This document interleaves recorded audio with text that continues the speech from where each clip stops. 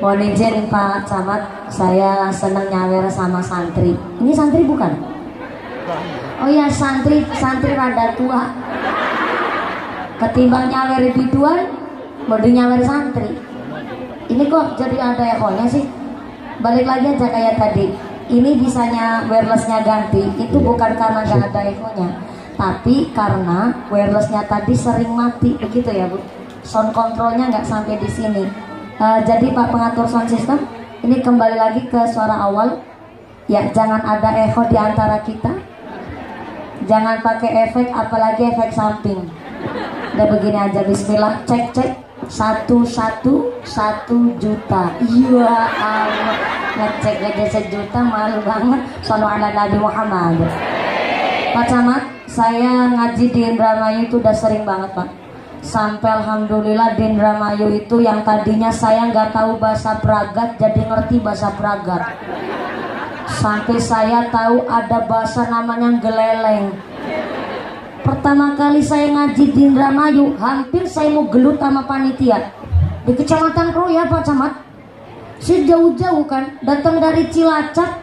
Saya jam 4 subuh, ternyata dulu 2014 sampai jam 10 pagi di Kecamatan Kroya. Udah capek-capek panitia bilang begini, mumpuni bukan kesel manggang geleleng.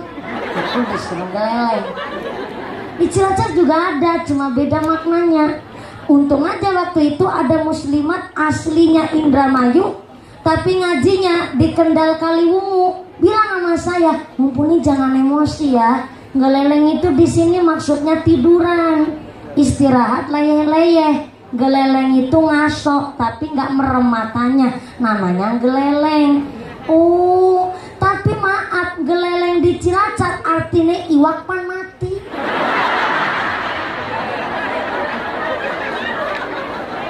Bukan klepek-klepek. Kalau ayam klepek-klepek karena hewan darat. Tapi kalau ikan di air, kalau kena serengenge panas, itu dia berenang kok mereng-mereng, namanya geleleng. Kalau klepek-klepek mah ayam klepek-klepek. Wong ini hewannya di air, namanya geleleng. Kalau udah klepek-klepek, geleleng. Lah saya jauh-jauh dari Cilacap sampai Indramayu disuruh geleleng. Mikir saya, wah nemen aku. Akhirnya saya belajar, ternyata di mana bumi dipijak, disitulah langit dijunjung. Saya orang ngapak, di sini pun katanya ngapak, tapi beda jauh ngapaknya saya sama ngapaknya sampean. Kalau di tempat saya langka artinya ada, tapi jumlahnya nggak banyak. Kalau di sini langka itu kan artinya orang anak babar belas. Iya kan? Kalau di bahasa Indonesia dijadikan kalimat, maaf, harimau adalah satwa langka yang dilindungi. Berarti harimaunya itu ada, cuma jumlahnya nggak banyak. Saya nggak menyalahkan siapa yang benar ataupun siapa yang salah, tapi saya menghormati budaya. Kalau di tempat saya, non mana maring warung brambange wis langka, berarti bawange anak, tapi jumlahnya orang akeh. Kenapa begitu? Kalau di adat kami di Jawa Tengah, kalau masak biasanya bawangnya 5 sekali masak. Tapi di rumah bawangnya tinggal 5 biji, maka yang dimasak jangan 5 semua. Yang dimasak 4 dilebihkan 1. Di dalam kitab Ta'limul Muta'alim artinya golet sedina aja dientekna sedina. Lagi itu ilmu dari Ta'limul Muta'alim. Artinya anak bawang kok 5 biasanya masaki 5, ya jadi entekna 5 dilewi lah siji. Kenapa kudu dilewi siji? Bukan anak kebutuhan mendadak. Jadi siji pun masih bisa digunakan walaupun cuma 1 biji. Kelihatannya sepele, tapi ini ada dasarnya.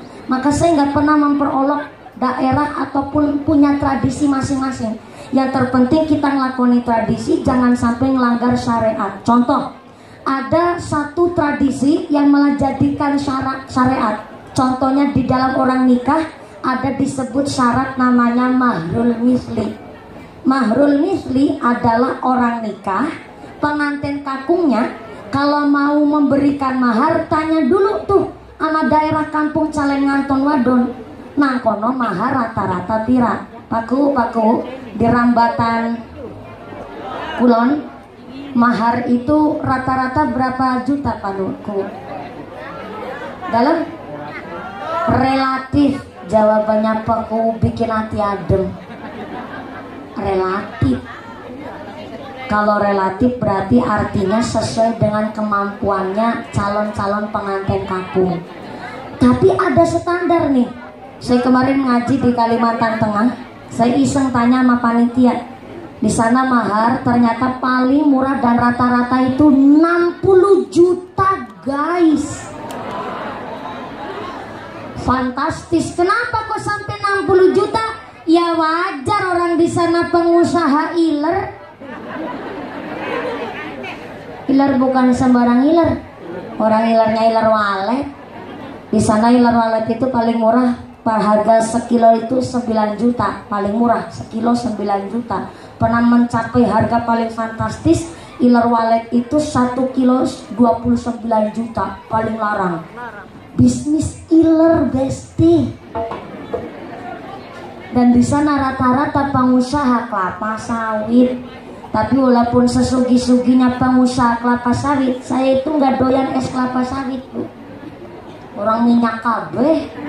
Jadi gawe radoyan. Dan di sana 60 juta rata-rata ya memper karena di sana wong sugih. Tapi Paku Desa Rambatan Kulon jawab bahwa di sini tradisi mahar itu relatif sesuai kemampuan. Ini cuma buat gambaran. Rata-rata, umpama nih, di Rambatan Kulon mahar itu 5 juta. Berarti calon pengantin kakung kudu paham, mau ngelamar anak perempuan di Rambatan Kulon, jangan terlalu mahal dari 5 juta, jangan terlalu murah dari 5 juta. Karena kalau terlalu mahal ataupun terlalu murah, nanti akhirnya jatuhnya kepada makruh tanzih. Apa itu makruh tanzih? Makruh yang mendekati ke haram. Jadi calon pengantin kakung kudu takun dingin. Oh, nah ini rata-rata mahar sebegini. Berarti nanti kalau terlalu mahar bisa menciptakan standar diri, repot. Dan yang terlalu murah bisa jadi makruh tanzinya, jadi bahan olok-olokan. Contoh kemarin di Jawa Timur, ada seorang pengantin perempuan menerima mahar itu sebuah linggis. Akhirnya kan tetangga pada ngegosip, ih ya Allah, di malam pertama teh linggis ya. Pengantinnya jawab, ya sing nikah kula. Lambe-lambene tangganya silakan. Iya kalau mentalnya kuat, kupingnya kandel silakan. Tapi makruh tanzinya, kalau terlalu murah, khawatirnya kelak di masa yang akan datang. Karena terlalu murah calon pengantin perempuannya tadinya menerima, tapi terbentur masalah di dalam rumah tangganya. Akhirnya wani ngodek-kodek karo sing lanang. Mesti ngomongnya dadi blesak, Pak. Dadi bojone aku rasa kaken pola lah ya. Sampai mbok kelingan bojo karo aku mau modal kolor-kolor tok. Sing wadon ngomong kayak gue, sing lanang ora trima. Ye, modal kolor-kolor tok tapi kan ana linggise. Ini yang akhirnya jadi makruh tanzih. Maka pentingnya ada muslimat fatayat pengajian. Isuk ngaji, sore ngaji, bengi ngaji, wong subuh bejenengan ngaji, betul? Betul? Tapi nyatanya anaknya keurus kabeh, bapaknya ganteng-ganteng, sehat-sehat, lemu-lemu, dan iku Paku lagi hamil 8 bulan setengah. Berarti adanya muslimat fatayat ataupun maaf kalau di sini ada Aisyah ikut majelis taklim, ikut pengajian justru mampu memanage waktu dengan baik. Betul? Betul. Maka inilah yang saya maksud ketika muslimat fatayatnya demen ngaji, anaknya pun tidak mungkin terbengkelai. Wong ibunya ngaji, anaknya kon pada melu ngaji. Sebab bocah ngaji korang ngaji iku beda. Bocah kok ngaji, Masya Allah. Arane santri lulus dari pesantren mampu beradaptasi di masyarakat. Sebab kenapa? Pertama, udah belajar ilmu ulama. Kata Syekh Abdul Qadir Al-Jailani di dalam kitab manakibnya, santri itu udah belajar nahwu sorof, fikih ngelotok, kitab PKP paham, maka ini disebut ilmu ulama. Yang kedua, belajar siasatul mulki, melek dengan keadaan.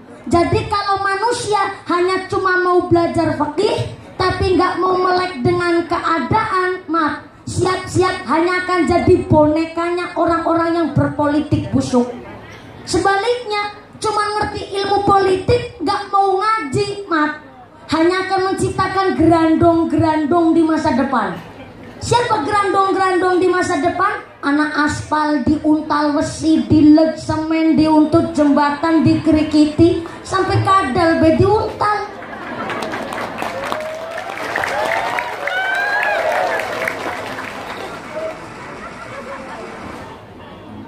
Keprok apa gerimis? Maka saya hormati hari ini yang punya pangkat, yang punya jabatan, yang berseragam abdi negara saja ikut ngaji. Kenapa sekarang Pak Kapolsek polisi pada ikut ngaji? Anda harus mampu meniteni dan menengeri. Ada abdi negara, TNI, polisi kok ikut pengajian, berarti TNI polisi yang loyal kepada masyarakat. Tepuk tangan dulu dong.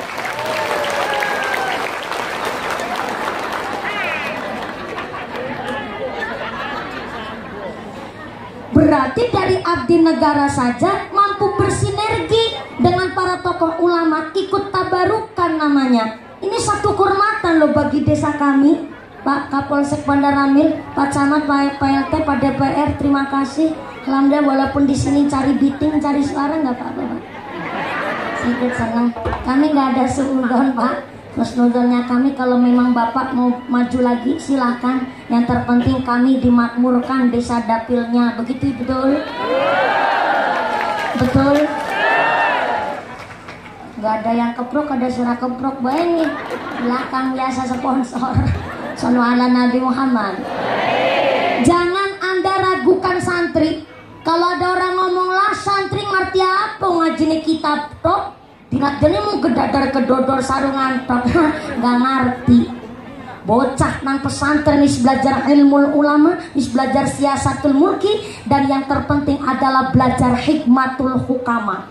Saya ulang, hikmatul hukama, ilmu prihatin, puasa dalail, puasa bilaru, puasa nyerowot, sampai puasa Senin Kemis langganane santri. Memang betul, maaf santri gue awake bekas mur karo bau. Kenapa wong awal-awal saya di pesantren aja kaget, ya Allah. Jebule kaya iki menjadi santri kaya waku rame. Dina-dina dipakani cacakan kangkung. Iki santri apa gurame. Enggak disegah sebagi di grumut bocah 15. Di santri apa bebek. Ajen bener masakan paling nang sing alam dunya kuwi masakan di babane. Aku jaluk kapura ya Allah barena pesantren nembe sadar. Nang omah sering ora manut karo babane. Sering ora manut karo bapake. Moga-moga mama babaku dipariset pajak bubur. Pengen esuk balik sekang pondok bisa nyicipi kangkung babane. Dikira bapak mama nang ora nangis. Saban sholat kemutan anaknya nang pesantren. Lebaran sholat maghrib maca Fatihah ping 40 ji supaya anaknya nang pesantren betah. Gune maca Fatihah karo nangis, ya Allah. Anaknya kula nang pesantren urip apa ora ya. Lagi nang omah mangkat sekolah cawet be disanding-sandingen nak. Nang pesantren kono ngubah sempak dewe. Bareng sambangan bapak mamane nyambangi santrine anaknya nang pesantren kaget. Jebule bocah awak sebadan isine kebek gudik karo korento. Sampai kaku tangannya begini nih. Ya lo Bu Camat ikut nangis. Berarti Bu Camat putranya juga di pesantren. Betul Bu Camat. Lah anaknya nih pesantren kabeh Bu Camat Brebes milih. Ngerti anaknya cangkrangan.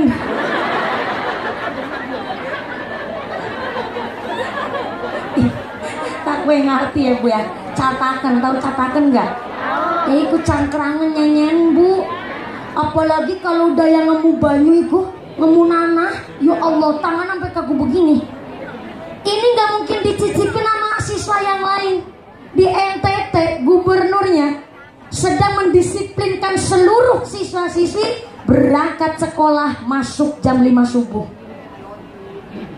Bagi kami santri kecil, setengah telu subuh wis digebyur banyu saember kon salat tahajud.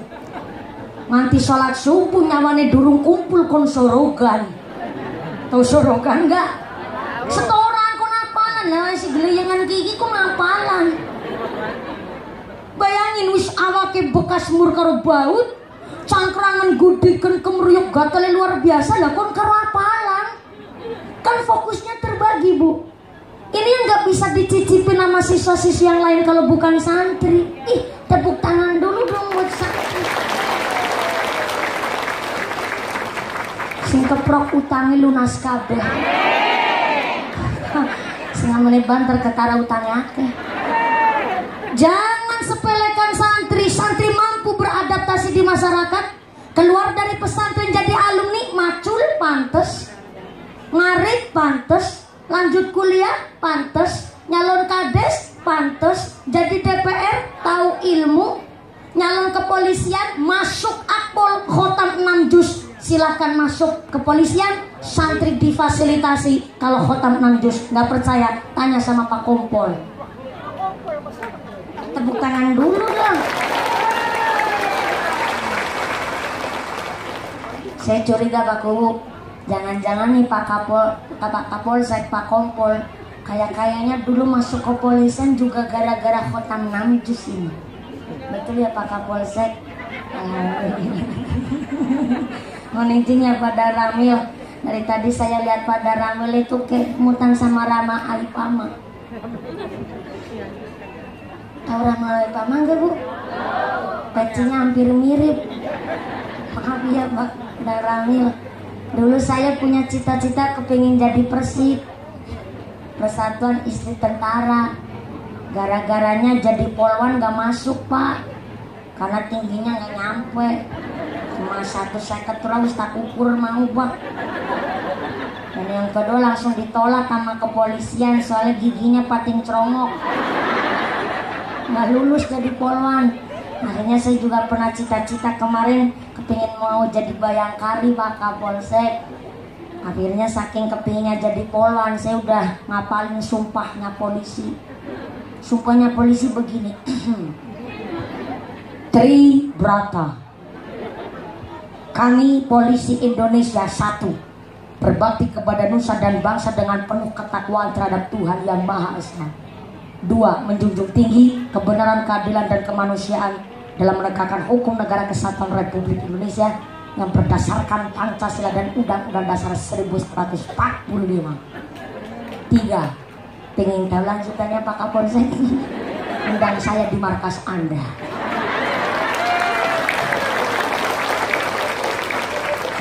Lanjut biar disayang Pak dan Ramil. Sabta Marga. 1, kami warga negara kesatuan Republik Indonesia yang bersendikan Pancasila.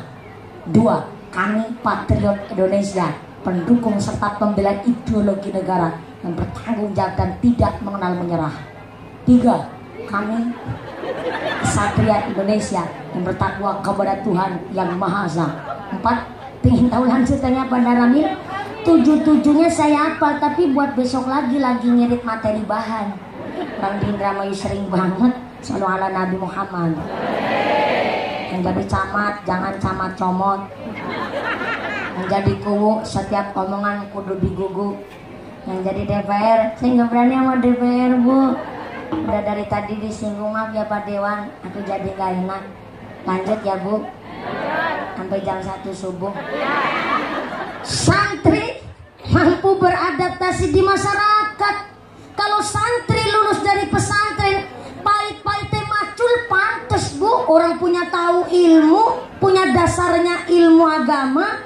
Tapi maaf, tidak ada saya niat membandingkan. Hanya sekolah formal, lulus S2, lebar kuliah S2 kon macul, kan kurang pantes. Tapi sepahit-pahitnya santri, kok ternyata macul di sawah, dia masih punya pondasi dasarnya ilmu agama. Maka bocah ngaji sama enggak ngaji beda.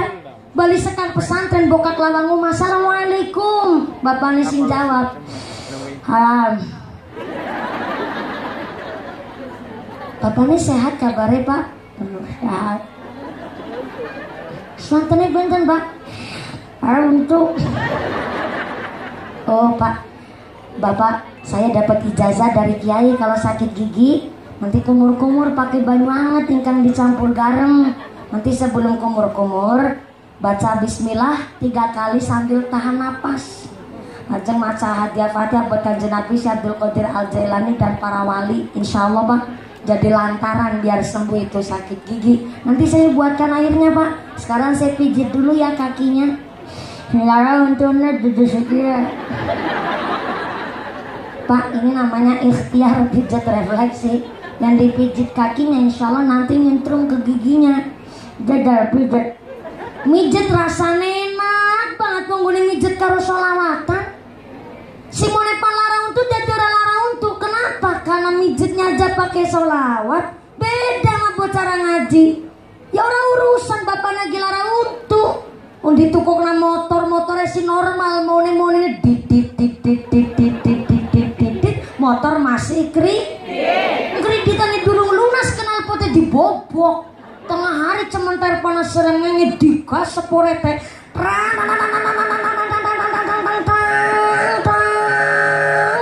bres tabrak nalawang. Bapaknya metu ngomah karo ngomai nyeneni anak ke bocah. Dasarnya bapaknya orang ngerti agama ngomongnya kasar. Dididik angel. Dasar anak set. Bocah ngaji bapaknya orang ngerti agama ngomongnya pada kasar. Nauzubillahimin. Nek wong tane ngerti agama orang mungkin anaknya nakal bapaknya ngucapnya kotor. Anaknya rewel orang mungkin mamanya ngomong jelek. Soalnya apa? Ngerti agama. Walaupun anak itu tukang becak, mamanya gune doa atik. Anak sultan, anak sultan, anak sultan, anak sultan. Walaupun aslinya anak itu tukang becak. Ya orang mungkin gune udah tukang becak, tukang becak, tukang becak, tukang becak.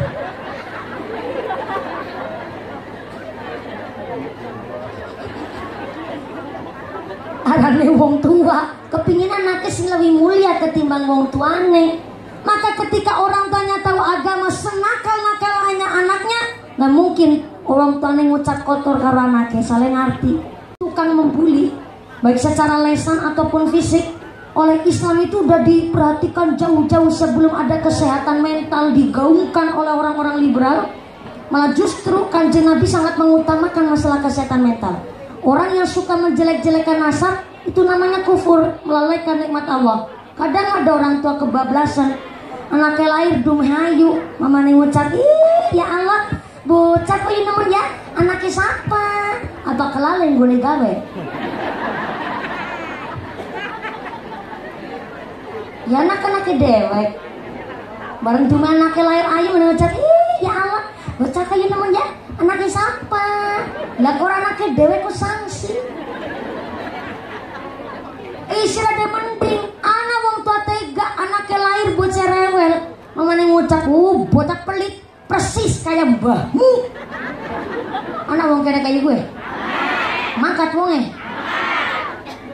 Para maning bapaknya ngucap bocah rewel, dasar anak setan, sing setan siapa? Kadang aku melas karo setan. Setan salah apa pernah disalah-salahna terus. Mulane saiki setan akeh sing nganggur. Nggawe aneh setan diambil alih oleh menungsa. Saya dengar kabar Pak Camat, besok itu setan awal Ramadan pan pensiun gasik. Ini ada pensiun gasik saiki menungsa lebih biadab ketimbang setan. Tuh nang Serang Banten, anak mantu demenan karo mertuane, guys. Setan apa ora? Setan apa ora? Lebih kang setan iki sing tak maksud bocah ngaji korang ngaji iku be.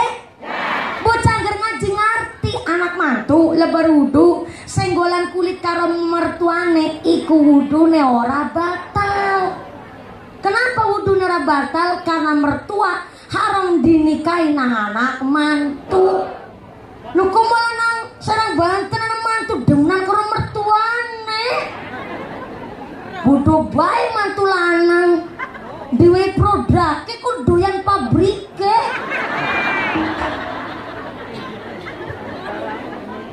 Na'udzubillahi min nang Magelang, Jawa Tengah, akhir tahun 2022.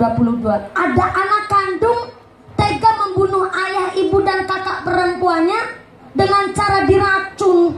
Na'udzubillahi min. Setelah diinterogasi oleh kepolisian dan dari psikiater, ternyata si anak ini ngaku katanya dengki sama kakak perempuannya. Gara-gara kakak perempuannya kuliah dapat beasiswa di luar negeri, deweke dengki. Akhirnya gara-gara ketutup dengki dia kemarin toko tuku racun, selama meracun keluarganya. Katanya jari ini gara-gara kena bisikannya setan. Setan mana yang difitnah?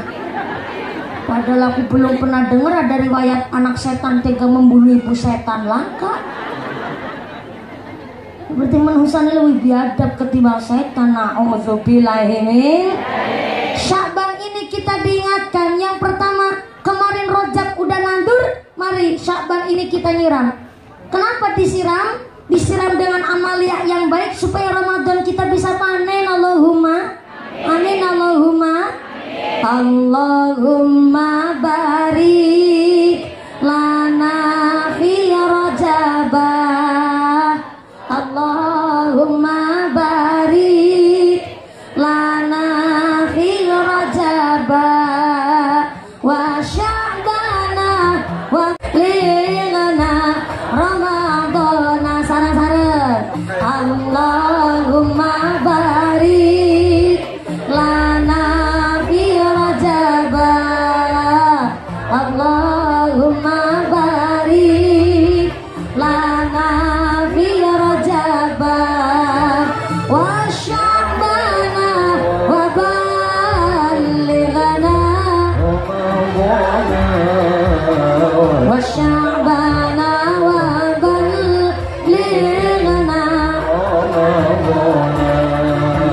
Allahu ya Rabbi, berkahi hidup kami, anak-anak kami, keluarga, rizki kami. Bulan Rajab, Sya'ban hingga Ramadan nanti, berkahilah kami Allah Rabbul Izzati. Monggo Allahumma barik lana fi Rajabah. Allahumma barik lana fi Rajabah. Sya'bana wa ballighna wa Sya'bana